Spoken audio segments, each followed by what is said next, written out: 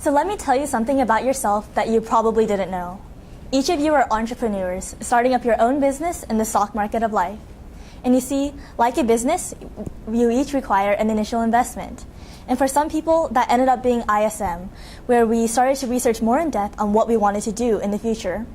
But how do we really start off this business? Well, I, for one, was not sure at all. And through ISM, I decided to find out where my passions lie. But for now, let's begin with what I know for sure and some things I discovered along the way. Hi, my name is Grace Stin. I am 18 and a senior at Frisco High School. This is my first year in ISM, and I am currently studying business. So the first step in my ISM journey was actually research, and I wanted to share some information I was able to gather from some credible research articles. Business is a broad topic, and I wanted to know which particular aspect was the most interesting for me. And because of that, I began to research into these topics.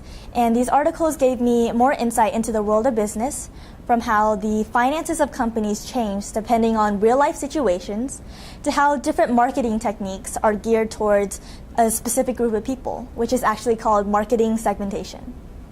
And along with these secondary sources, I also conducted interviews with professionals in the business field in order to gain an even better understanding of the topic. And all these professionals were super willing to give me 30 minutes of their day and for me to learn more about the profession, and I was extremely grateful for the opportunity. My first interview was with Mr. Stephen Lauder, who is a financial advisor at Morgan Stanley. This was a great first interview. He was super willing to help and donate his time to me, and I truly learned a lot. One of the things that Mr. Lauder expressed was the importance of having people skills before the analytical skills. He said this because it is vital to have trust on both sides of the relationship, and as a financial advisor who is working with the money of his clients, this is extremely important. And also, he expressed that to be happy in the job, you have to enjoy being able to help others. And this is something that I do enjoy doing, so I feel like this particular aspect would be really rewarding. My second interview was with Mr. John Miller, who is the executive director at NTech. NTech is a company that provides for various other potential startup companies, and it is actually located in Frisco, just 5 or 10 minutes away from Frisco High School. And Mr. Miller plays a father figure for these young companies and assists them as they hope to become more independent in the future. And it is because of this that he expressed the importance of having good leadership skills over these companies and also good communication skills to show your feelings to these companies as well. Also, another thing that Mr. Miller advised for me next year was to take an accounting class. And he said this because even though I may not enjoy it while I am taking it, it will benefit me in the long run. And this is actually true for a lot of different things. Although it may be difficult, as long as you persevere, it will benefit you eventually. And so next, I had the opportunity to interview Mr. Hari Avula, who is the CFO at Frito-Lay. And this is a huge corporation, and Mr. Avula is in such a high-up position, so I was shocked that he agreed to meet with me. But nonetheless, I am extremely grateful that I had the opportunity. Mr. Avula expressed the importance of having both good technical skills, which are developed through the actual business part of the job, such as finance and accounting, as well as practical skills, which are developed through actual experience. And I hope to develop both of these skills throughout my time in college, through internships, and furthermore in my career path later on. And a key advice that Mr. Avila gave me was to find something that you're good at and that you enjoy. And he said that because if you found a job that you enjoy, you will never work a day in your life. And if you're good at it, you won't have a reason to not want to do it. And another interesting piece of advice that Mr. Avula gave me for my future as well was to take college classes that I am not comfortable with. And he said this because the only way to find out whether you enjoy something or are good at something is to step out of your comfort zone. And so that is exactly what I intend to do as I go to college next year. I hope to explore the different opportunities that I have and truly discover what I want to do and how to do it. So I also had an interview with Nathan Sullivan, who is part of the finance division at MindTap Marketing. Nathan is only a couple of years older than me. He is in his early 20s, and he's already working. He is actually in college at the same time as working this job. So he expressed the importance of having good time management to meet both his school deadlines and the deadline for these projects, and to also work efficiently and effectively to do so. And a key idea that Nathan conveyed to me was to learn and adapt quickly. He said this because the business world is always changing, and it won't change to match you, so you must change to match it. So Nathan works at a smaller business, MindTap Marketing, which is actually located inside of NTech, where I had my other interview earlier. And so basically, because he works at a smaller business, he is able to work with an assortment of different things, such as the marketing division as well, although his main focus is still finance. And I thought that this was extremely interesting because he's able to gain more experience in these different fields. And so the biggest thing I took away from this interview was that it is never too early to start pursuing your goals and just learning, just continue learning, just like how we are doing through ISM. And a common theme that I've seen through professionals in the business field was their desire to help others. And my last interview was no exception. So I met Mr. Dan Mosikowski at the ISM Business Symposium back in October, and he was super willing to allow me to conduct an interview later on. So Mr. Mosikowski is the co-founder and a financial advisor at Mosikowski and Nichols Wealth Management. So he has a lot of experience on the working parts of business and how to bring them together to create a cohesive machine. And his experience overall helped me better understand the business world as a whole. And throughout this interview, Mr. Mosikowski stressed the value of both interpersonal skills to relate to clients, as well as analytical skills to create the best possible financial plan for these clients. And these are the distinguishing qualities of a successful businessman. So one question I asked Mr. Mosikowski was, what are some of the challenges with competitions facing millennials? And the response was amazing. So Mr. Mosikowski mentioned that persistence is the key to success. And he gave me an analogy. Would you trust your money to a 55-year-old or a 25-year-old that just graduated? I haven't told you anything about them, whether or not they just started at the same time or anything except for their age. And most people would choose the 55-year-old just because of their age. They relate age to experience. However, this might not necessarily be true. But I don't know if you've noticed, but I'm only 18 and I don't plan on turning 55 anytime soon. So this advice was critical in me realizing that through persistence, experience is gained and success can eventually be achieved despite the age barrier. With that being said, I actually ended up asking Mr. Mosikowski to be my mentor, and this past year he has helped me tremendously with both my original work, which was due back in January, and also my final product. So what if I told you that the easiest part of of course, my mentor. So what if I told you that the easiest part of creating a business was discovering what to sell? Well, I would be lying to you. For my original work, I decided to create a financial and marketing plan for my own business. And I wanted to do this because it would help me gain more insight on the different parts of business. And through my original work, I was able to see things that I would need to consider before and during the process of this. For example, how much money I would need to start up. I would need to find out who I'm selling to and where I'm selling it. And the most important question, will people actually want to buy this? And so these are all the questions that I had to ask myself, and subsequently, these questions destroyed my preconception that discovering what to sell was the easiest part of starting a business. But for now, let's start with answering a few of these questions that I asked before. So what am I going to sell? Well, first off, Who doesn't need food? And better off, who doesn't like food? Well, what better food to need and like than a delectable dessert like a macaroon? My original work was a plan for a macaroon kiosk that would be located at a local mall near you. I chose to sell macaroons because these desserts are rare. When you go to the mall, you see the same types of desserts being sold: ice cream, cinnamon rolls, and cookies. But can you really say that you can walk into any mall and buy macaroons? And the answer is no. Welcome to Holaroons, your one-stop shop for limited edition holiday macaroons. My business will only be open for the holiday seasons, which is October to January, and it is open during this time because people tend to buy more during the holidays. By doing so, I will be able to generate more revenue in a shorter span of time.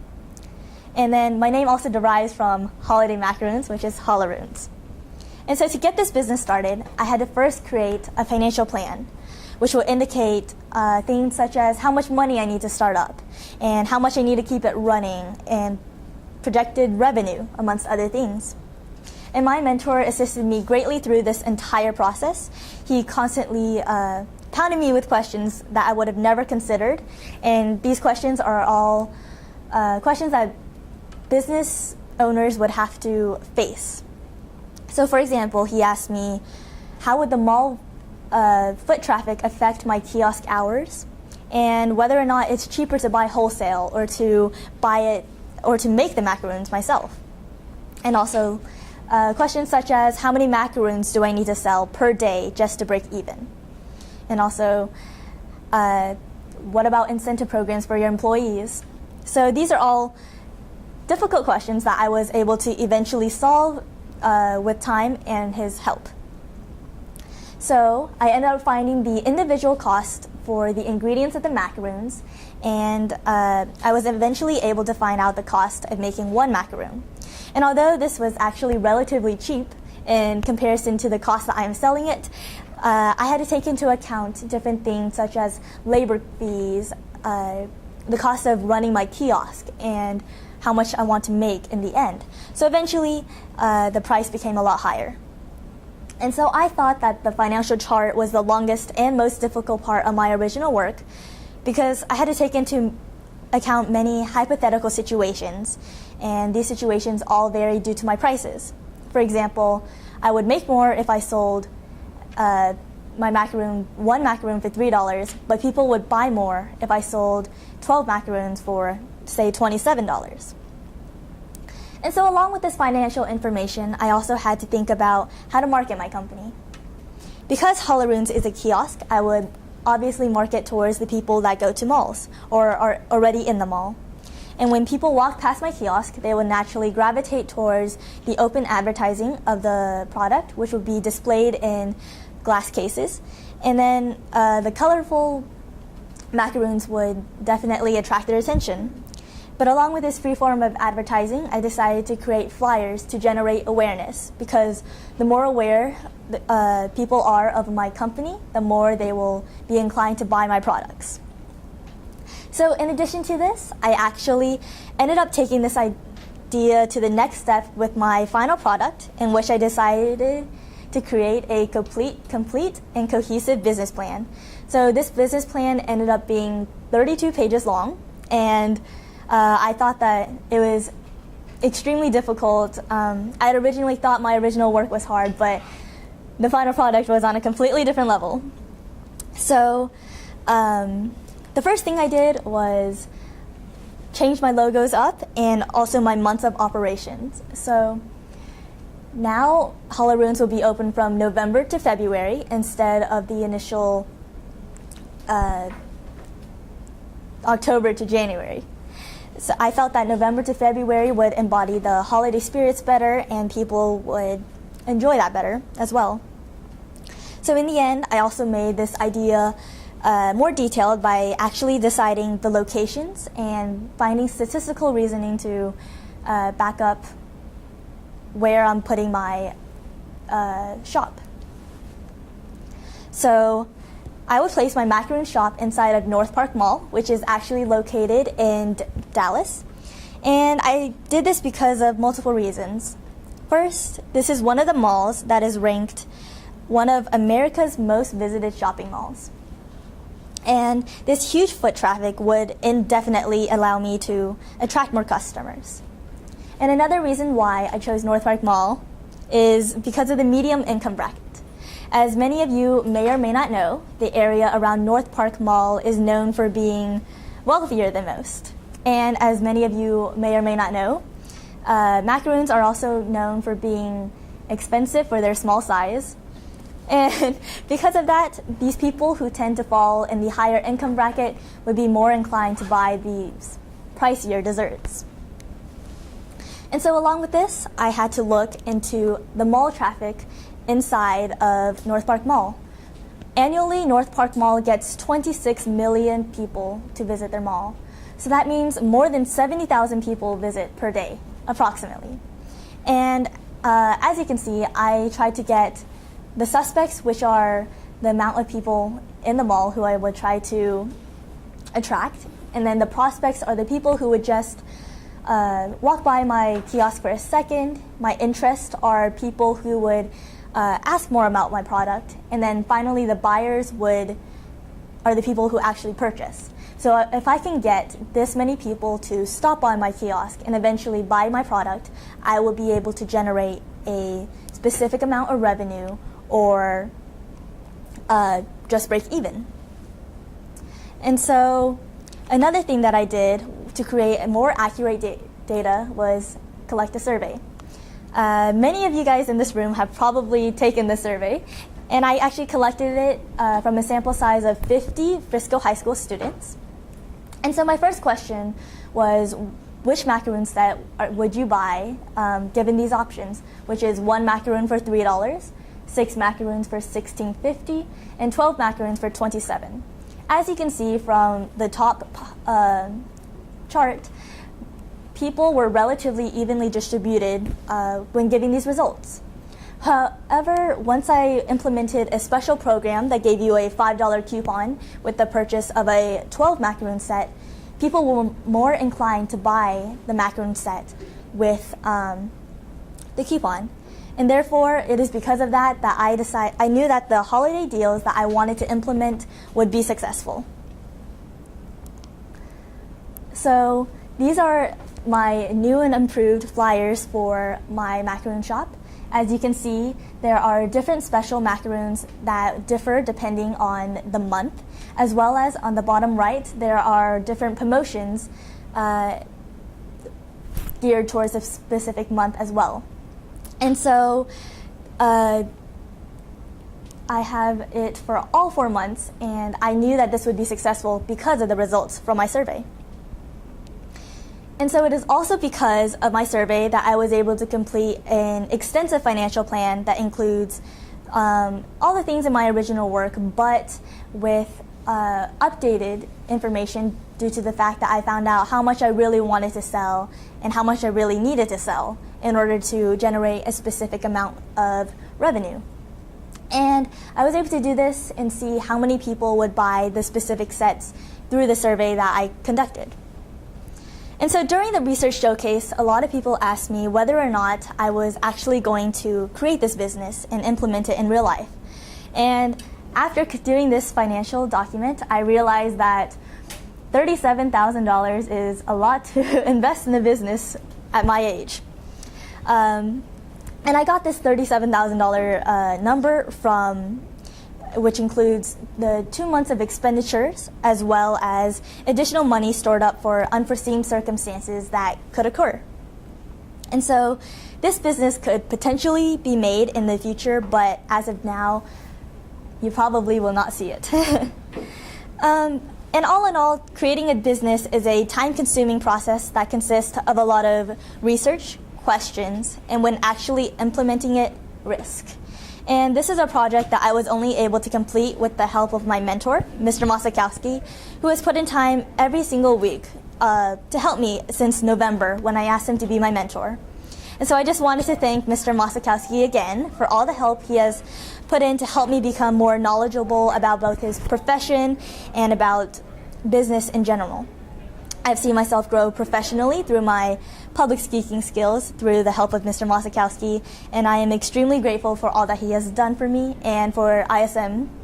So I will undoubtedly use all of this experience and knowledge in college and beyond. And with that being said, my journey in ISM is coming to a close. I really can't believe that it has been a year, and I truly believe that the amount of knowledge that I have accumulated is astronomical.